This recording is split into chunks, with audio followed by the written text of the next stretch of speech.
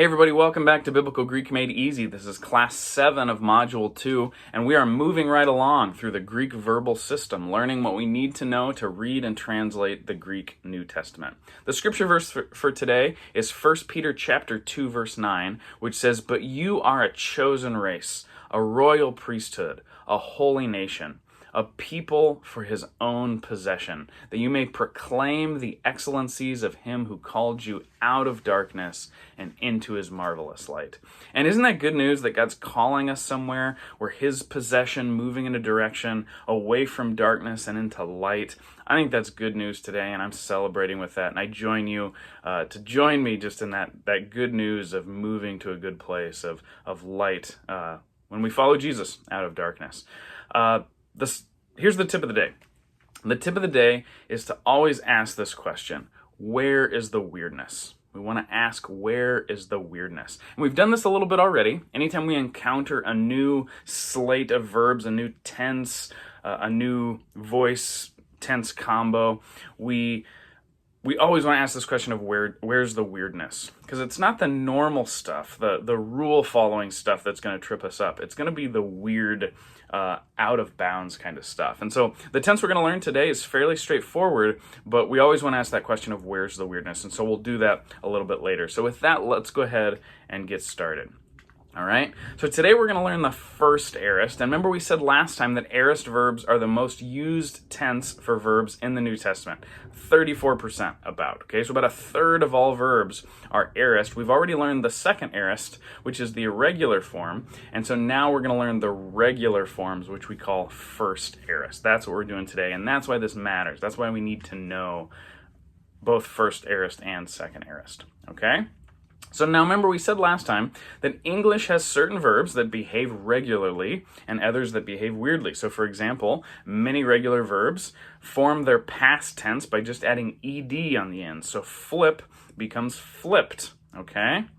Other verbs are a little bit different, okay? So we talked about eat. You can't just put ed on the end of eat and make it past tense. It actually has a completely different form, a different word, which is the word ate shows up as the past tense of eat, okay? And so that's an English example that we just know super well, but an English example where the form changes for the past tense, okay? So we have regular verbs and we have irregular verbs, okay? And so also remember, when we're talking about the aorist, the Greek aorist tense is a past tense, meaning it's past time, with undefined action. That aspect is undefined, okay? So we would translate it as I did, as opposed to I was doing. The I was doing would be imperfect, past continual action. Aorist is undefined action. I did, okay? So we talked about that last time. That's review, just reminding you how we understand the aorist and how we translate them. All right? So we're doing the first aorist today. What are some features of the first aorist? Well, let's look at a few, okay? They're going to be the same endings, pretty much. There's going to be one little difference, but we're still dealing with the secondary active endings. Well, the secondary endings for the active, the secondary middle passive for the other ones. Remember, secondary endings are endings that are on the end of words that have augments, right? If we put an augment out front, we're going to need a industrial strength, a stronger ending on the back to balance that out, okay? So we are going to have the augment, indicating past time. It's going to be built on the present tense stem. Now, technically, it's built on the first aorist stem, but I always like to remind you of that present tense stem because that's the stem we started with and the stem the lexical form is built on and the one that we know the best, okay? So we're not talking about stem changes and irregularities here. We're talking about that basic fundamental stem that we learned originally. And then we will have a tense formative today. And that's good news. We want tense formatives to show up because they will tell us what's going on. They're going to tell us what kind of verb this is, and we want to use that information to identify it, okay? So with that, let's go ahead and jump in and build first aorist active indicative verbs. So of course, we're going to start with the augment, which indicates past time, as we talked about, which is that epsilon on the front, usually. If it starts with a vowel, it's going to be likely a lengthened vowel. And then we're going to have that aorist active tense stem, which is really, the present tense stem. It looks just like the present tense stem for the most part. And then we're going to have the tense formative, which in this case is the sigma alpha. Okay? First aorist verbs are going to put a sigma alpha tense formative right after the stem and in the middle of the word there before the ending. Okay? We've seen tense formatives before, haven't we? With the future, we just saw that it was a sigma. So maybe you're thinking to yourself, uh-oh, are future verbs and first aorist verbs going to be confusing because they have real similar tense formatives? Well, there's two ways that you can tell the difference between a first aorist and a future verb right away. Can you think about what they are? Yeah, the first one is an augment, okay? So aorist verbs are going to have augment where future won't, because future isn't past time and aorist is past time. The other one is the endings, okay? Future verbs are going to have primary endings. Aorist verbs are going to have secondary endings. For me, the augment piece has always come quicker. I've always noticed that more quickly when I'm diagnosing a verb than the endings, okay? But do it how it works for you, but I just want you to remember that we've seen tense formatives before. We've seen them show up in the middle, and we want to let them tell us who they are, okay? So we have that tense formative of the sigma alpha in the middle, and then we have the secondary active personal endings. Secondary because there's an augment on the front, and active because we're talking about active verbs. So we get elusamen in the first person plural, okay? Elusamen. So again, remember the BGME school of verbal recognition. We start by trying to recognize the lexical form, okay? Based on the stem, do we know what word this is? That really boils things down for us. Then we look to the left, okay? Is there an augment there? Is there something else going on the front that we need to notice? In this case, we would see an augment. Then we look to the middle. Do we notice anything in the middle? Well, yeah, in this case, we would notice the sigma alpha, the tense formative. And then finally, we look at the ending and diagnose the ending, and we've done what we need to do, okay? We've broken it down, we've taken it step by step, and we can translate the verb, okay? Now remember, that method is only for a verb that you don't recognize. There's a lot of these that you'll recognize so well that you'll encounter a verb and it'll just be second nature. You'll just know what it is. You'll have seen it enough times. But when you get to those weird forms, those strange ones, or when something's new and you got to walk through that mechanical process, those training tools can really help you, okay? So here's what the paradigm looks like, okay? And notice right away that first person singular is where we have our different ending, okay? First person singular, you would think if it followed the suit of imperfect and second aorist, it would be elusan, but it's not. It loses that new, okay? So we don't have first person singular and third person plural being the same like we saw previously. Instead, we just have elusa, okay? And then going down the list, elusa, elusas, eluse, with a movable new there to elusen, elusamen, elusate, and elusan. Pretty straightforward here. That one ending that's different is strange, so we want to notice that. But other than that, very similar endings. I mean, what you've seen before, it fits the pattern. Nothing super weird. It's really just recognizing that augment, recognizing that tense formative in the middle, okay? So remember our tip of the day, we want to ask this question, where's the weirdness? This seems pretty straightforward, right?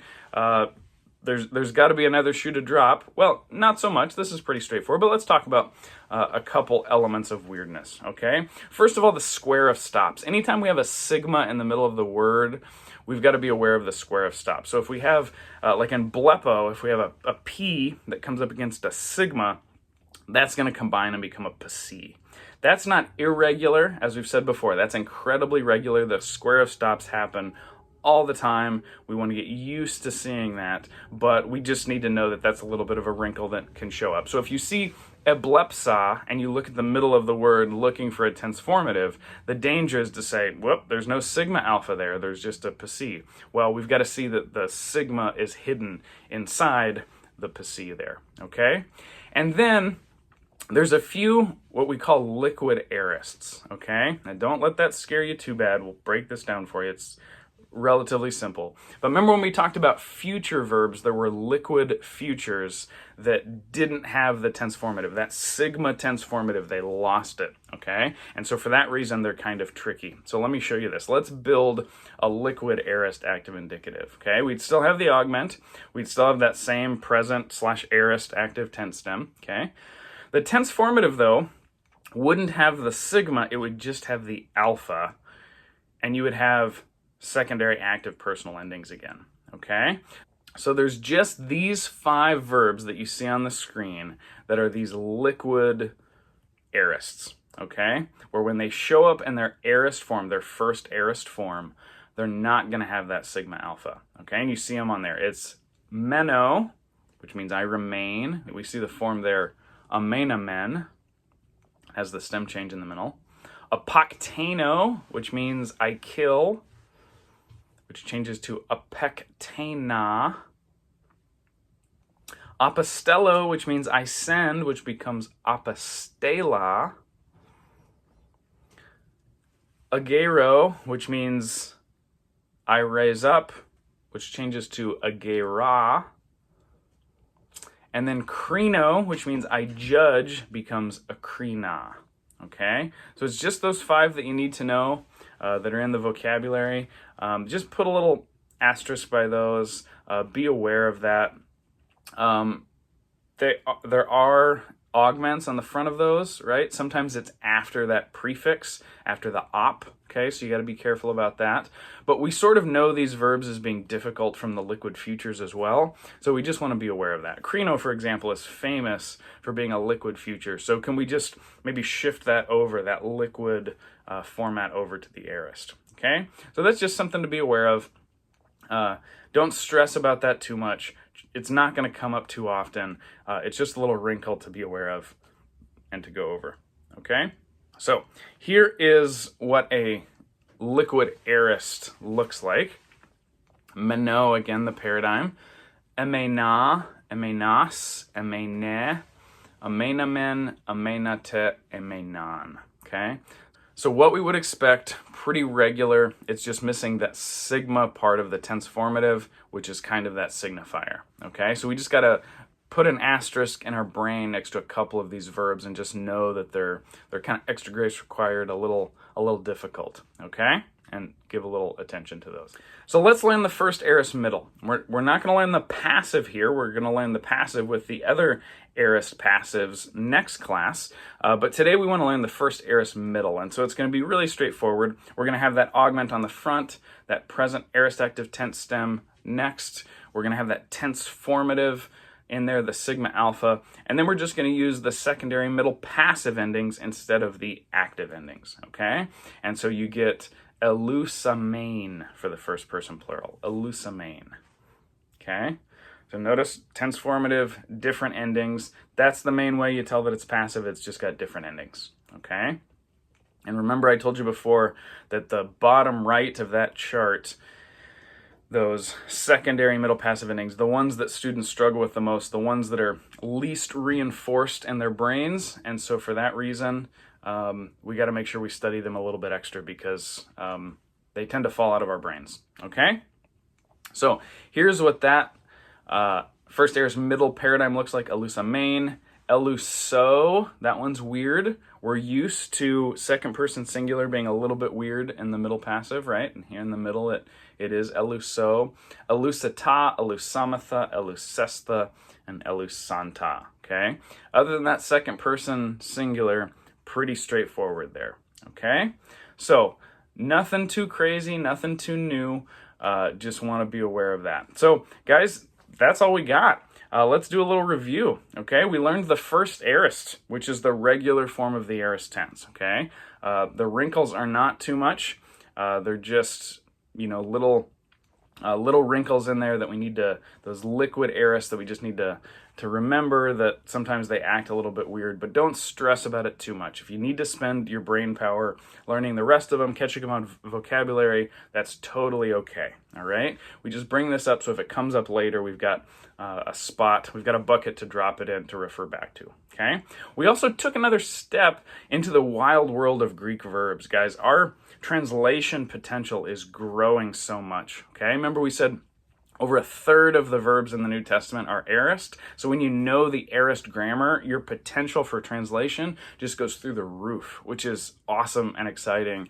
And that's just really good news, okay? And we keep making progress and we keep taking steps forward, and that's good. So let me encourage you, keep going. I'm excited for you.